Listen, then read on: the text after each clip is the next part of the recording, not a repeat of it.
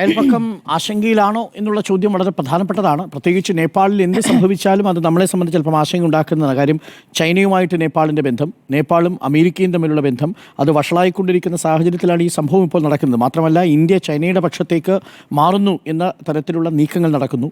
നേപ്പാളും ചൈനയ്ക്കൊപ്പം നിൽക്കുന്നൊരു സാഹചര്യം ഉണ്ടാകുന്നു. അപ്പോൾ ഇത് അമേരിക്കയുടെ നേതൃത്വത്തിൽ നടക്കുന്നൊരു റെവല്യൂഷൻ എന്ന മട്ടിലാണ് ചില ജിയോ പൊളിറ്റിക്കൽ എക്സ്പേർട്സ് അതിനെ വിലയിരുത്തുന്നത്. കാരണങ്ങളുണ്ട്. അപ്പോൾ അയൽപക്കം ആശങ്കയിലാണോ?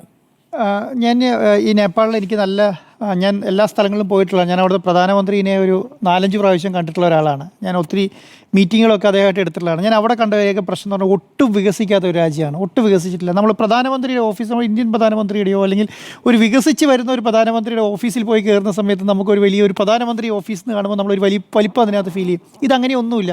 വളരെ ചെറുതാണ്. നേപ്പാളിൽ പോയുള്ളവർക്കെല്ലാം അറിയാം. വളരെ ചെറിയ എയർപോർട്ട്, കാഠ്മണ്ഡു എയർപോർട്ട് എന്ന് പറഞ്ഞാൽ വളരെ ചെറിയ എയർപോർട്ടാണ്. ഞാൻ പ്രധാനപ്പെട്ട ശ്രദ്ധിച്ച ഒരു കാര്യം എന്ന് പറഞ്ഞാൽ, നമ്മളൊരു ഉദാഹരണം പറഞ്ഞാൽ, ഒരു ഫ്ലൈറ്റ് കയറണമെങ്കിൽ സാധാരണ നമ്മുടെ നാട്ടിലൊക്കെ നമ്മളൊരു 1 മണിക്കൂർ മുന്നേ പോകണം. അറ്റ്ലീസ്റ്റ് ഒരു 45 മിനിറ്റ് മുന്നെയെങ്കിലും പോകണ്ടേ. നേപ്പാളിലെ അവസ്ഥ എങ്ങനെയാണെന്നറിയോ? നിങ്ങൾ നേരെ പോവുക, ID കാർഡ് കയറുക, നേരെ ഫ്ലൈറ്റിലേക്ക് കയറി പോവുക. അങ്ങനെയാണ് അവസ്ഥ എന്ന് പറയുന്നത്. കാരണം അത്ര പോലും സെക്യൂരിറ്റി ഇല്ലാതെ, അത്ര പോലും ഒരു സംവിധാനം ഇല്ലാതെ പ്രവർത്തിക്കുന്ന ഒരു സ്ഥലമാണ് നേപ്പാൾ എന്ന് പറയുന്നത്. കാരണം അവിടെ ഒരു സെക്യൂരിറ്റി ഇല്ലാന്നേ. കാരണം അവിടെയുള്ള എല്ലാ പഴയ സ്ഥലങ്ങളിൽ കൊണ്ടുവന്ന ഫ്ലൈറ്റുകളെ കൊണ്ടുവന്ന് അവിടെ ലോക്കൽ ട്രാൻസ്പോർട്ട് നടത്തുകയാണ്. കാരണം അവിടെ ഒന്നും ചെറിയ ചെറിയ വിമാനത്താവളം, എല്ലാം ടേബിൾ ടോപ്പ് വിമാനത്താവളങ്ങളാണ്. അവിടെ പോയി ഇറങ്ങുക എന്നുള്ളതാണ്. അപ്പം ഞാൻ ഈ പ്രധാനമന്ത്രിയെ കണ്ടപ്പോൾ തന്നെ എനിക്ക് അദ്ദേഹത്തെ ഞാൻ ആലോചിച്ച് പോയിട്ട്, നമ്മൾ ഇവിടുത്തെ ഒരു പ്രൈവറ്റ് ലിമിറ്റഡ് കമ്പനിയുടെ MD-മാരിന്ന് സംസാരിക്കുന്ന പോലെയാണ് സംസാരിക്കുന്നത്. കാരണം ഇദ്ദേഹത്തിനൊക്കെ ഈ ഒരു രാജ്യത്തെ നടത്തിക്കൊണ്ട് പോകാനുള്ള ശേഷി ഉണ്ടോ എന്നുള്ളത് നമുക്ക് തന്നെ തോന്നിയിട്ടുണ്ട്. അപ്പം അങ്ങനെയുള്ളൊരു സ്ഥലമാണ് ഈ നേപ്പാൾ എന്ന് പറയുന്നത്. അപ്പോൾ അവിടുത്തെ ഒരു സംവിധാനം അപേക്ഷിച്ചിട്ട് അവിടെ ഈ ആഭ്യന്തര കലാപം ജനങ്ങൾക്കൊരു പ്രശ്നമേ അല്ല. കാരണം എന്താണെന്ന് അറിയോ? 2006 വരെ എന്ന് പറഞ്ഞാൽ 20 വർഷം പുറകിൽ വരെ അവിടെ നടന്നത് ആഭ്യന്തര കലാപത്തിൻ്റെ 15,000 ആളെയാണ് ഈ മാവോയിസ്റ്റ് സംവിധാനത്തിൽ 2006 തുടങ്ങി 96 തുടങ്ങി 2006 വരെ 16,000 ആളെയാണ് കൊന്നത്. അതിൽ 7,800 പേരെ കൊന്നായിരുന്നറിയോ? സർക്കാർ തന്നെയാണ്. സർക്കാർ തന്നെ മാവോയിസ്റ്റുകളെ കൊല്ലുന്നു. അപ്പോൾ അവർക്ക് എങ്ങനെയാണ് അധികാരം പിടിച്ചെടുക്കേണ്ടതെന്നുള്ളൊരു ധാരണ എങ്ങനെയാണെന്ന് പറഞ്ഞാൽ, ഇതുപോലെ ആഭ്യന്തര കലാപം ഉണ്ടാക്കി അധികാരം പിടിച്ചെടുക്കാവുന്ന ശൈലിയാണ് നേപ്പാളിൽ നേരത്തെ ഉള്ളത്. രാജഭരണത്തിൽ നിന്ന് അങ്ങനെയാണ് തിരിച്ചു പിടിക്കുന്നത്. വലിയ രീതിയിൽ ആഭ്യന്തര കലാപം ഉണ്ടാക്കുന്നു, പ്രശ്നങ്ങൾ ഉണ്ടാക്കുന്നു, വെടിവെപ്പ് നടക്കുന്നു, രാജാവിൻ്റെ കൊട്ടാരം കയ്യേറി രാജാവിനെ കൊല്ലുന്നു, രാജകുടുംബത്തെ മുഴുവൻ സംവിധാനമാക്കുന്നു. എന്നിട്ട് അത് കയ്യേറി അവിടെ ജനാധിപത്യം വളരും എന്ന് വിചാരിക്കുന്നു. അങ്ങനെയാണ്. ഒരു വികസനം വന്നിട്ടില്ല. ഒരു പ്രധാനപ്പെട്ട ഹോട്ടൽ അവിടെ നോക്കിയിട്ട് 1-2 ഹോട്ടലേ ഉള്ളൂ നേപ്പാളിൽ. പക്ഷേ അവിടെ സംവിധാനം എന്ന് പറഞ്ഞാൽ അവിടെ ഒരു 50% മേലെ തരിശും വനഭൂമിയാണ്. 25% ഏരിയ കൃഷി ചെയ്യുന്നതിലാണ്. ചെറിയ ചെറിയ ടൗൺഷിപ്പുകൾ മാത്രം. പ്രധാനപ്പെട്ട കാഠ്മണ്ഡു മാത്രമാണ് പ്രധാനപ്പെട്ട സിറ്റി എന്ന് പറയാനുള്ളത്. അപ്പോൾ ഇങ്ങനെയുള്ള ഒരു സ്ഥലത്ത് അങ്ങനെയുള്ള 25%, അതുകൊണ്ട് 100 പേരുണ്ടെങ്കിൽ 25 പേരും ദരിദ്രയ്ക്ക് താഴെ ജീവിക്കുന്നവരാണ്. അവരെ സംബന്ധിച്ചിടത്തോളം നമ്മൾ ഇന്ത്യയിൽ തന്നെ എത്ര ആൾക്കാരാണ് നേപ്പാളിൽ നിന്ന് ജോലി ചെയ്യാൻ വരുന്നത്? ഇവിടെ 5,000-8,000 രൂപയ്ക്കാണ് ജോലി ചെയ്യാൻ വരുന്നത്. അപ്പം അങ്ങനെ 25% ദരിദ്രയ്ക്ക് താഴെയുള്ള ആൾക്കാരെ പ്രക്ഷോഭത്തിലേക്ക് ഇറക്കി വിടാൻ വളരെ എളുപ്പമാണ്. കാരണം അവൻ ദരിദ്രരായിട്ട് ജീവിക്കുകയാണ്. അവന് ഭക്ഷണം കഴിക്കാനില്ല, അവൻ കൃഷിയെടുത്ത് അവനത് കിട്ടുന്ന സാധനം കൊണ്ട് ജീവിച്ചു പോവാണ്. അങ്ങനെയുള്ള സ്ഥലങ്ങളിൽ ഈ പ്രക്ഷോഭം ഉണ്ടാകുമെന്ന് കണ്ടോ. ഇപ്പോൾ അവർക്ക് കിട്ടിയൊരു ഗുണം എന്ന് പറയുന്നത്, ഇവരുടെ കയ്യിലെല്ലാം മൊബൈൽ ഫോണായി. പണ്ട് അങ്ങനെ ഒരു മൊബൈൽ ഫോൺ സംവിധാനം നേപ്പാളിൽ ഉണ്ടായിരുന്നില്ല. 1-2 കമ്പനികളാണ്. അതെല്ലാം ഇന്ത്യൻ ബേസ്ഡ് കമ്പനികളാട്ടോ. അവിടുത്തെ ഒരു പ്രധാനപ്പെട്ട ബാങ്ക് SBI ആണ്. സ്റ്റേറ്റ് ബാങ്ക് ഓഫ് ഇന്ത്യയാണ് അവിടെ പ്രധാനപ്പെട്ട ബാങ്ക്. നമ്മൾ ശരിക്കും പറഞ്ഞാൽ ഇന്ത്യയും ചൈനയാണ് ഈ നേപ്പാളിൽ എങ്ങനെ നിലനിർത്തിക്കൊണ്ട് പോകുന്നതെന്ന് വേണമെങ്കിൽ പറയാം. പ്രധാനപ്പെട്ട ബിൽഡിങ്ങുകളല്ല, എനിക്ക് തോന്നുന്നു അവിടുത്തെ പാർലമെൻറ്റ് ബിൽഡിംഗ് വരെ പണിത് കൊടുത്തിരിക്കുന്നത് ചൈനയാണെന്നാണ് ഞാൻ ഓർക്കുന്നത്. കാരണം കുറച്ച് നാളായതുകൊണ്ട് എനിക്ക് അത്ര ഓർമ്മയില്ല. പക്ഷേ ചൈനയാണെന്നാണ് ഞാൻ വിചാരിക്കുന്നത്. അപ്പോൾ പ്രധാനപ്പെട്ട ബിൽഡിങ്ങുകൾ മുഴുവൻ ചൈന ഉണ്ടാക്കി കൊടുത്തിരിക്കുന്നു. മാക്സിമം സപ്പോർട്ടുകൾ മുഴുവൻ ഇന്ത്യയിൽ നിന്ന് ചെയ്യുന്നു. അത്യാവശ്യ സാധനങ്ങൾ മുഴുവൻ പോകുന്നത്, ഡ്രസ്സുകൾ, മറ്റ് സംവിധാനങ്ങൾ മുഴുവൻ പോകുന്നത് ഇന്ത്യയിൽ നിന്നാണ്. അപ്പം ഇന്ത്യയും ചൈനയും കൂടെ ഇങ്ങനെ ആലോചിച്ച് കൊണ്ടു നടക്കുന്ന ഒരു സ്ഥലം എന്ന് വേണമെങ്കിൽ പറഞ്ഞാൽ മതി. അതിന് രാജ്യമായിട്ട് തന്നെ കണക്കാക്കണോ എന്ന് ചോദിച്ചാൽ രാജ്യമായിട്ട് കണക്കാക്കേണ്ട കാര്യമില്ല എന്നുള്ളത് എൻ്റെ ഒരു ബേസിലാണ്. അപ്പം അവരുടെ കയ്യിലെല്ലാം ഇപ്പം എന്ത് സംഭവിച്ചു? മൊബൈൽ ഫോണായി. ഇപ്പം ഈ മൊബൈൽ ഫോൺ വന്നതോടുകൂടി എന്ത് സംഭവിക്കുന്നു എന്ന് പറഞ്ഞാൽ, എല്ലാവർക്കും അവരുടെ കയ്യിൽ, ഞാൻ ചോദിക്കുന്നത്, ഇപ്പം സോഷ്യൽ മീഡിയാസ് വരയിൽ ഭയങ്കരമായി. അപ്പം ഒരാൾ ഒരു ചെറിയ പ്രശ്നം ഉന്നയിച്ചു കഴിഞ്ഞാൽ ഇതിനോട് പ്രതികരിക്കാൻ തുടങ്ങിയവർ. അതുകൊണ്ടാണ് പെട്ടെന്ന് ഈ മാവോയിസ്റ്റ് സർക്കാർ നേപ്പാൾ കമ്മ്യൂണിസ്റ്റ് പാർട്ടി മാവോയിസ്റ്റ് ഉണ്ടാക്കിയതുപോലെ ഒരു വലിയ പ്ലാൻഡ് അല്ല ഇത്. കാരണം അവർ വലിയ രീതിയിൽ പ്ലാൻ ചെയ്ത് കാടുകളിലും വനങ്ങളിലൊക്കെ നിന്ന് ഒറ്റ ടീമായി ഒന്ന് ആക്രമിച്ച് തീരുമാനമാക്കി തിരിച്ചു പോകുന്ന ഒരു ശൈലിയായിരുന്നു.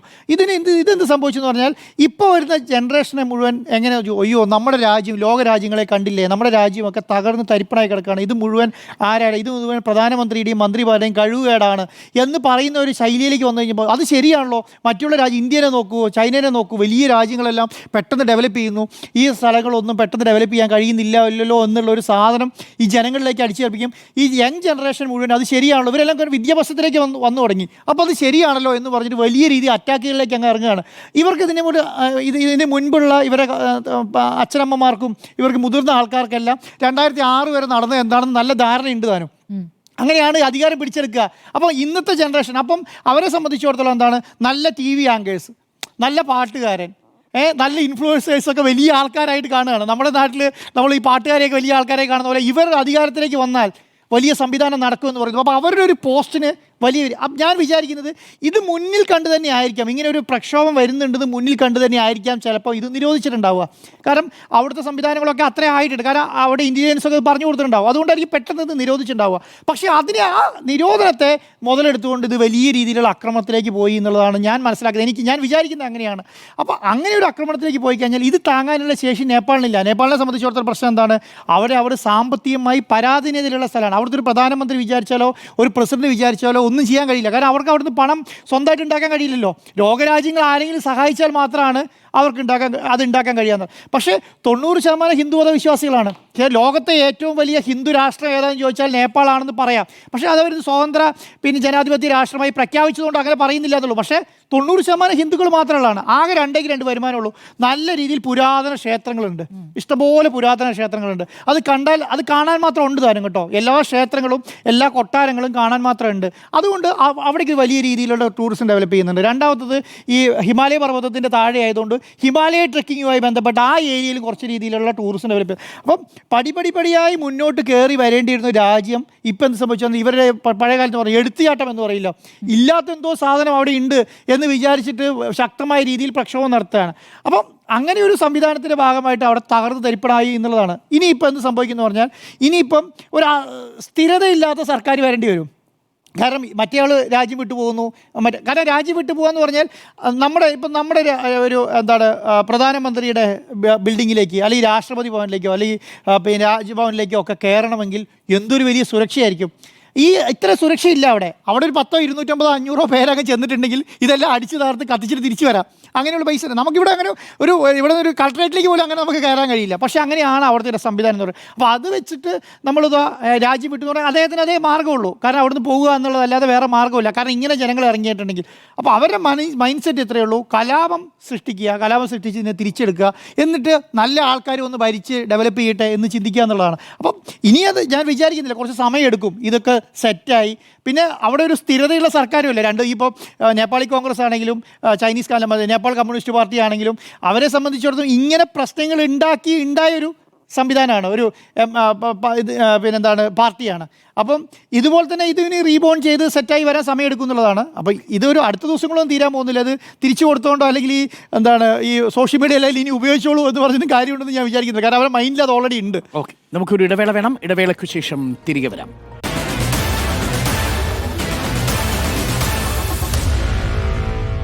Meet the editors.